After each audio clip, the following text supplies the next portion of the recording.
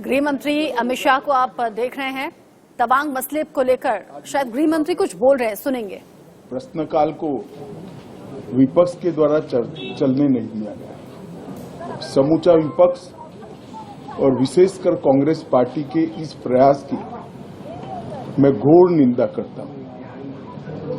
अरुणाचल में 8 की देर रात और 9 की सुबह घटी घटनाओं का हवाला देते हुए विपक्ष ने बहुमूल्य प्रश्नकाल को स्थगित करवा दिया।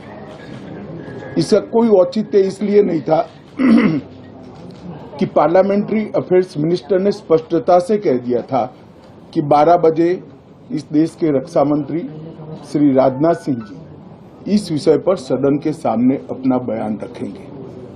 जब बयान रखने की बात कर ही दी तो इसका कोई औचित्य नहीं था। मुझे भी थोड़ा आश्चर्य लगा। फिर मैंने प्रश्नकाल के सूची को देखा तो 5 नंबर का प्रश्न देखकर मैं इनकी चिंता समझ गया। 5 नंबर के प्रश्न है राजीव गांधी फाउंडेशन के FCRA रजिस्ट्रेशन को रद्द करने के बारे में। अब उन्हीं के कांग्रेस के ही सदस्य के द्वारा ये प्रश्न पूछा गया और जवाब में बहुत स्पष्ट था।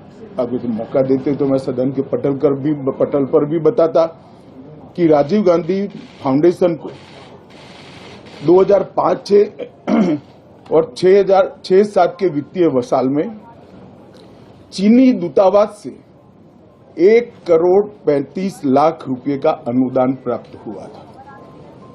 चूंकि FCRA के कानून और उसकी मर्यादाओं के अनुरूप नहीं था तो नोटिस देकर पूर्णतया कानूनी प्रक्रिया का अनुपालना करते हुए गृह मंत्रालय ने इसका रजिस्ट्रेशन रद्द किया था।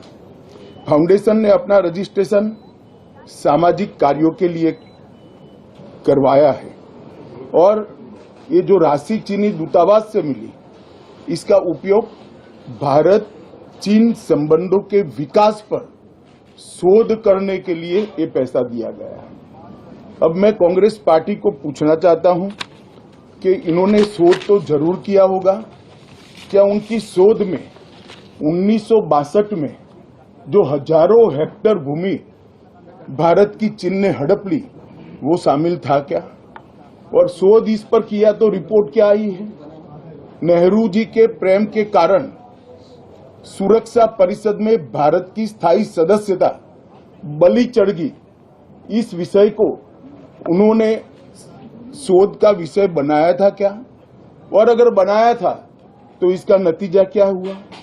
जिस वक्त गलवान के अंदर हमारे सेना के वीर जवान चीनियों से भिड़ रहे थे, उस वक्त चीनी दूतावास के अधिकारियों को कौन रात्रि भोज दे रहा था? वो उनकी शोध का विषय था क्या? अगर था तो उसका नतीजा क्या हुआ? जब उनकी सरकार थी तो 2006 में भारत में चीन के दूतावास ने पूरे अरुणाचल और पूरे नेफा पर दावा कर दिया। वो उनकी शोध का विषय था क्या? अगर शोध हुई तो उसका नतीजा क्या हुआ? 25 मई 2007 को चीन ने कांग्रेस के ही मुख्यमंत्री दोरजी खंडू को वीजा देने से इनकार कर दिया क्योंकि ये तो हमारा ही हिस्सा है अरुणाचल। ये भी शोध किया गया क्या? 13 अक्टूबर 2009 को मनमोहन सिंह की अरुणाचल यात्रा पर चीन ने आपत्ति जताई, वो आपने जांच किया है क्या? और 2010 में चीन ने जम्मू कश्मीर के लोगों को ट्रिपल वीजा जारी करने की प्रथा शुरू की, ये भी क्या आपका शोध का विषय था? 2011 में कांग्रेस सरकार ने चीन की धमकी के बाद हमारे रोड और वाइटल बॉर्डर इंफ्रास्ट्रक्चर्स का निर्माण डैम चौक में रोक दिया। ये क्यों रोका गया, इसकी भी शोध की है। मैं कांग्रेस पार्टी को पूछना चाहता हूं, ये दोगला रवैया जनता के सामने नहीं चलता है। जनता सब देख रही है। आपके परिवार द्वारा चलाया गया फाउंडेशन उसका FCRA रजिस्ट्रेशन चीन की दूतावास से मिले हुए अनुदान से समाप्त हुआ है। आपके ही समय में हजारों किलोमीटर भूमि अवैध रूप से हमसे हड़प ली गई है। आपके ही समय में हमें मिली हुई सुरक्षा परिषद की सदस्यता आपने निजी संबंधों को बनाने के लिए चीन की भेंट कर दी है। ये सारी जनता ये सभी विषयों को जानती है। मैं इतना स्पष्ट कहना चाहता हूं कि भारतीय जनता पार्टी की सरकार है, नरेंद्र मोदी इसके प्रधानमंत्री है, और जब तक भारतीय जनता पार्टी की मोदी सरकार चल रही है, 1 इंच जमीन पर भी कोई कब्जा नहीं कर सकता। कल अपने सेना के जवानों ने जो 8 की देर रात को और 9 की सुबह को जो वीरता दिखाई है, मैं इसकी भूरी भूरी प्रशंसा करता हूं।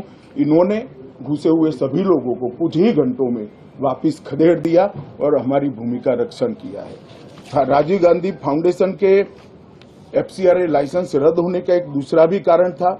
इस्लामिक रिसर्च फाउंडेशन की जिसका प्रणेता जाकिर नायक है, जाकिर नायक को पूरा देश जानता है, उनसे भी 7 जुलाई 2011 को 50 लाख रुपया राजीव गांधी फाउंडेशन ने प्राप्त किया था। मैं पूछना चाहता हूं राजीव गांधी फाउंडेशन के कर्ता धर्ता जो कांग्रेस की फैमिली पार्टी है उसी के सदस्य हैं, तो आपको ये पैसा जाकिर नाइक ने किस मकसद के लिए दिया था, इसकी भी स्पष्टता देश की जनता के सामने होनी चाहिए। धन्यवाद। 3 प्रोग्राम बनाया है